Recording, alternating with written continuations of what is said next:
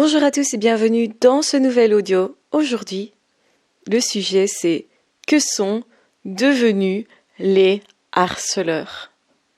En fait, il y a quelque chose que je remarque continuellement dans chaque histoire qu'on m'explique, dans chaque situation, c'est que finalement, les personnes qui harcèlent se sentent forts à ce moment-là et la victime se sent faible et a l'impression que sa vie, elle n'est pas terrible, que à côté du harceleur, à côté du groupe d'harceleurs aussi, eh bien, elle, la victime, que ce soit un homme ou une femme, ne se sent pas à la hauteur, ne se sent pas intelligent, beau et forcément avec un avenir brillant. Or, quand on regarde avec le recul, 5, 10 ans, 15 ans plus loin, avec le temps, on remarque que les personnes qui harcelaient, notamment à l'école, dans les collèges, dans les lycées, ne sont pas devenues grand-chose en fait. Souvent, il y avait quelques cas sociaux. Souvent, les personnes qui mènent la danse ont des profils particuliers. Et c'est pas anodin, ce sont des personnes qui ne travaillent pas sur leur vie, qui ne se remettent pas en question, mais accusent beaucoup les autres, les maltraitent, les malmènent, passent beaucoup de temps en fait à regarder la vie des autres pour critiquer la vie des autres ou critiquer la personne, les personnes. Et donc du coup, cette position, cette façon de se positionner va faire que finalement ces personnes-là n'avancent pas. Ce qui est assez logique finalement. On dit souvent, les personnes qui critiquent sont des personnes qui ne font rien de leur vie. Et c'est tellement vrai.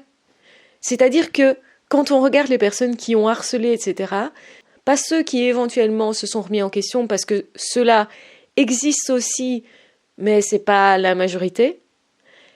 En fait, les personnes qui ont harcelé et qui ont continué d'harceler une personne, une deuxième, une troisième, qui ont juste changé de personne, et donc n'ont pas vraiment évolué, on les voit plutôt stagner dans leur vie, plutôt dériver, et plutôt ils ont détruit pas mal de choses autour d'eux, leurs relations, mais leur vie aussi. Ce sont des personnes qui ne sont pas très loin dans la vie, généralement. Et donc à cette question, que sont les harceleurs devenus? La réponse est rien, pour la plupart. Et on est étonné. Et la plupart des gens me disent, mais cette personne, c'est un pervers narcissique, je pense, et on a eu une histoire, j'étais désemparée à ce moment-là, je me sentais nulle, faible, minable et tout ça. Et puis finalement, moi, je me suis reconstruit. Puis finalement, j'ai construit peu à peu, tout doucement, une nouvelle vie. Je me suis insérée dans de nouveaux milieux, je me suis fait de nouveaux amis, j'ai recommencé à évoluer, je me suis débloquée et j'ai dépassé cette chose-là et ça a été un grand pas en avant. Parce que dépasser ça, ça demande une remise en question, un travail sur soi et ça demande surtout d'évaluer qu'est-ce qui s'est passé vraiment.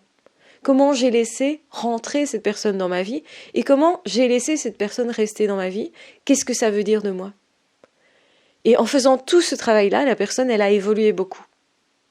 Mais quand elle compare sa vie, ses résultats, surtout des résultats intérieurs, et la vie de la personne, où là on n'est plus dupe sur une intériorité inexistante, on constate. Et on constate quoi? Que la personne n'a pas évolué, est toujours peut-être dans la rage, dans la colère, même par rapport à cette histoire, se souvient encore parfaitement, pour la plupart, de ce qui s'est passé, comme si cette personne avait pris des notes et que c'était indélébile.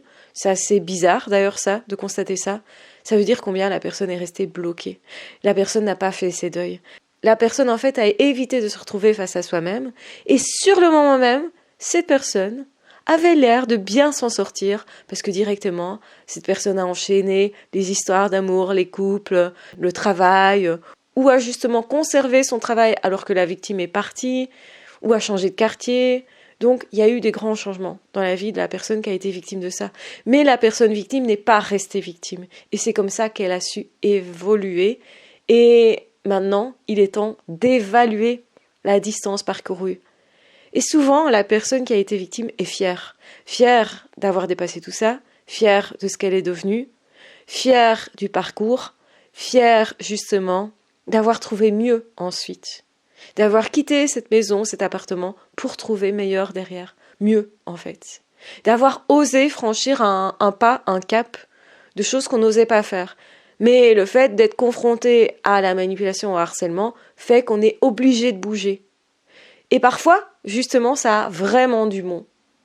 C'est important de le mentionner parce que beaucoup de personnes, quand ils sont sur le chemin, ils sentent leur vie en péril, ils se sentent faibles, minables, parfois même inutiles, et en fait, ils n'ont pas conscience de tout ce qu'ils peuvent faire et des résultats qu'ils peuvent obtenir parce que sur ces jours-là, il y a des résultats, il y a une évolution, mais comme on ne regarde pas ça dans sa globalité, on n'a pas conscience des résultats et de grands résultats que ça peut donner.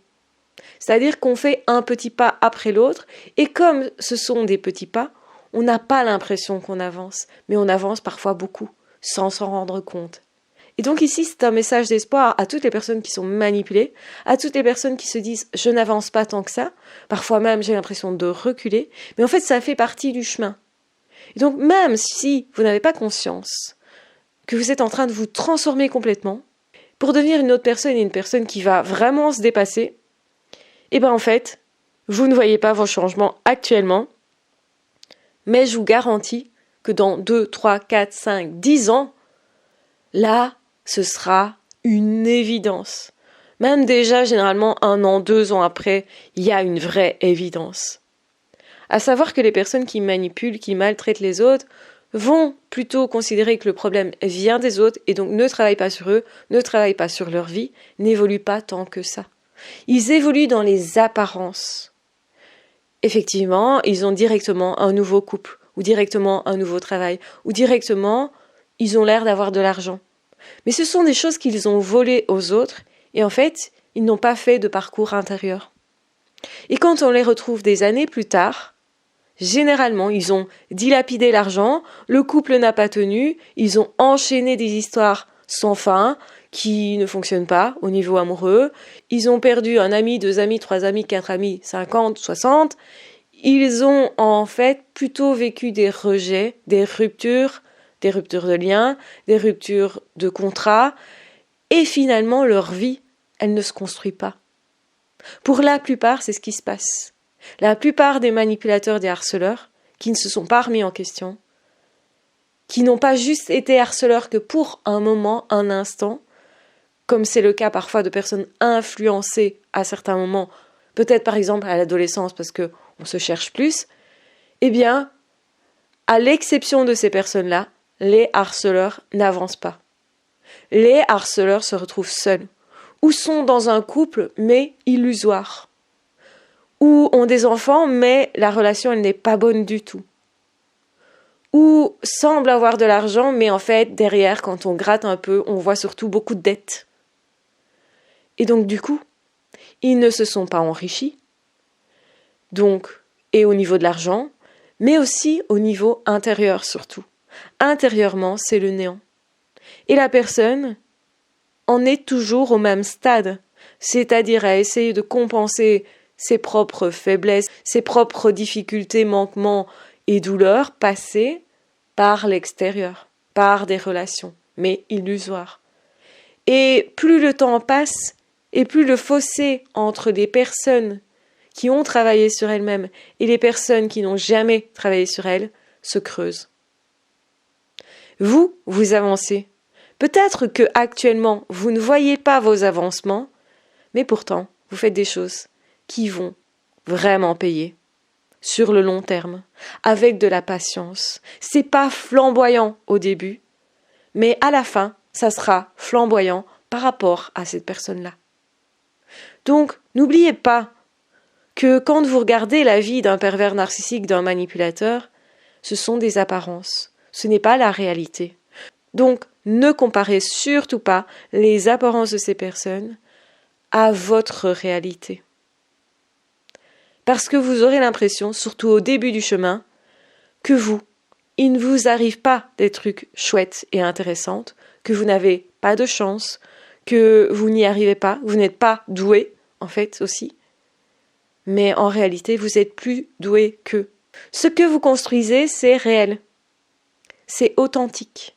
Et il faut du temps pour construire des choses authentiques. Il faut du temps pour trouver un couple qui fonctionne vraiment. Il faut du temps pour se créer un cercle d'amis. Il faut du temps pour entretenir toutes ces relations.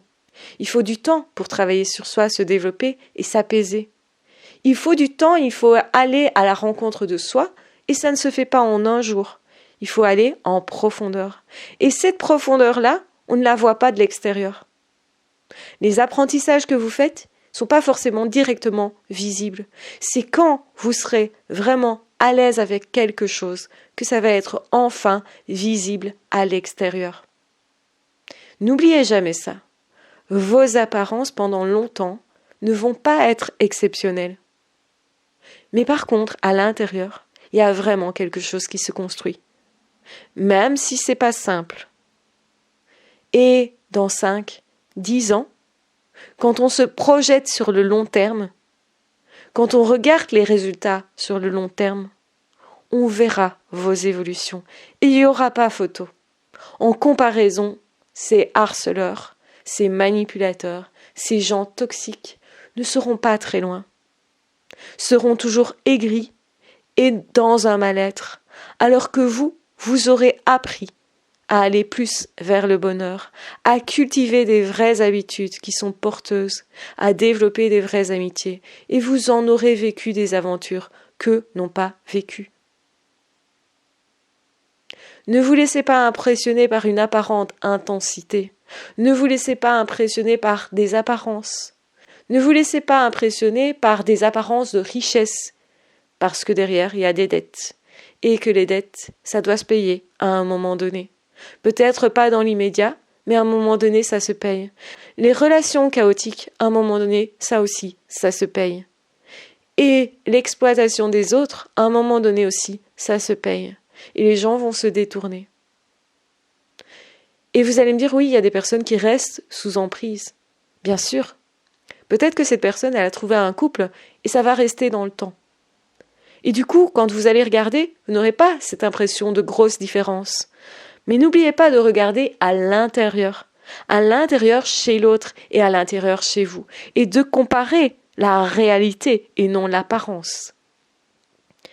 Parce que là, peut-être, vous, pendant X années, vous n'aurez personne, pas de couple.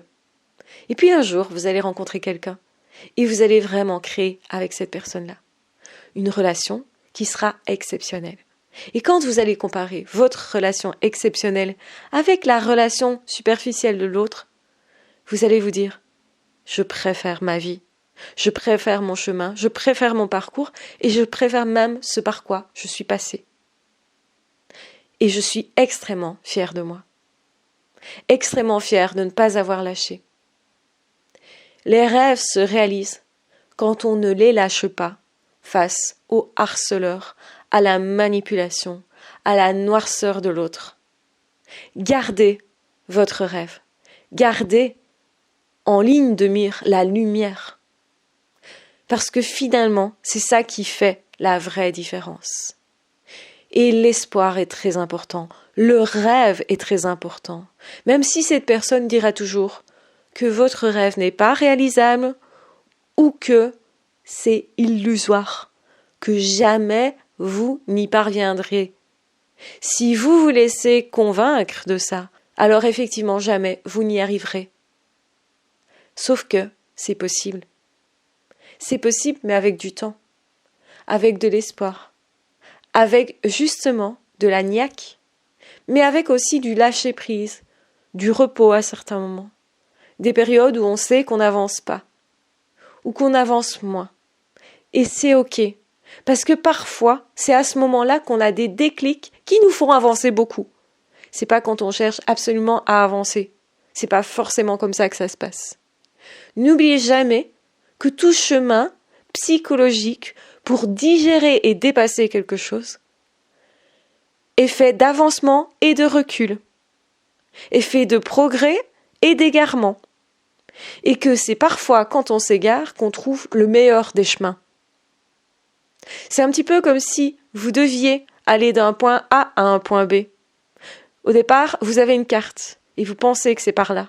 Et puis à un moment donné, vous vous perdez, vous reculez, vous tournez en rond. Et c'est comme ça que vous allez découvrir un paysage jamais connu, que vous allez goûter le chemin, qu'il sera différent et qu'en fait ce sera un raccourci.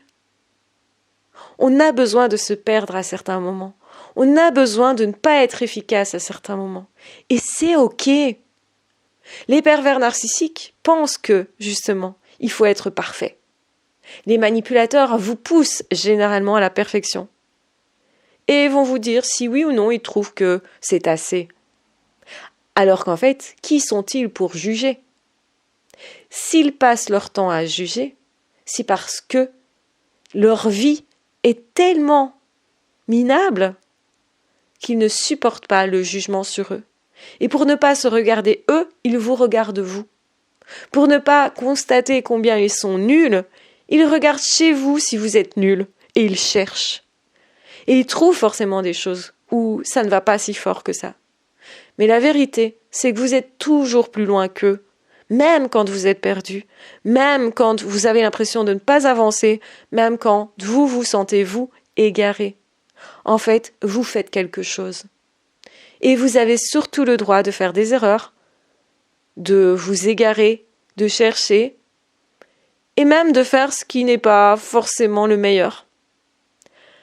En fait, vous avez le droit d'essayer vraiment.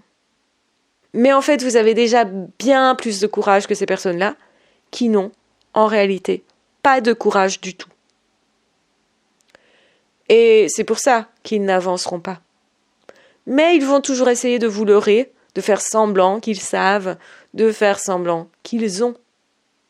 À l'intérieur, ça ne sert à rien, si on est en décomposition, d'avoir quelque chose à l'extérieur. On ne peut pas se remplir de l'extérieur quand on n'a rien à l'intérieur. Et vous savez ça, si vous avez déjà traversé une dépression, où vous vous êtes senti tellement triste que vous n'arriviez pas à profiter de vos amis, des instants partagés, des instants où il vous arrive des belles choses.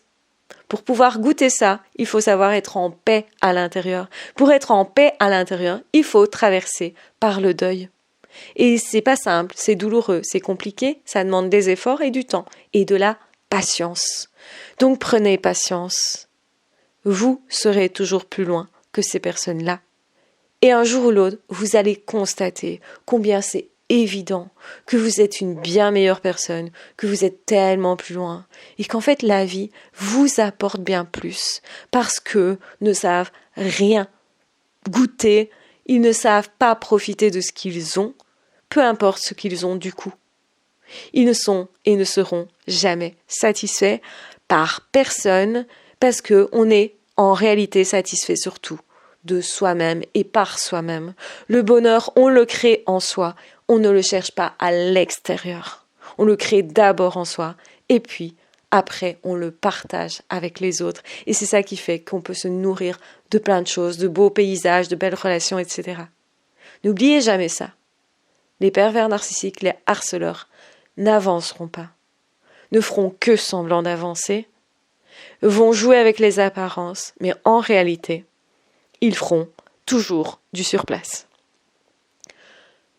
Je vous embrasse bien fort, je vous aime très fort. J'espère que cet audio vous aura aidé à dépasser un cap, à prendre surtout patience et à vous dire ok, je prends le temps.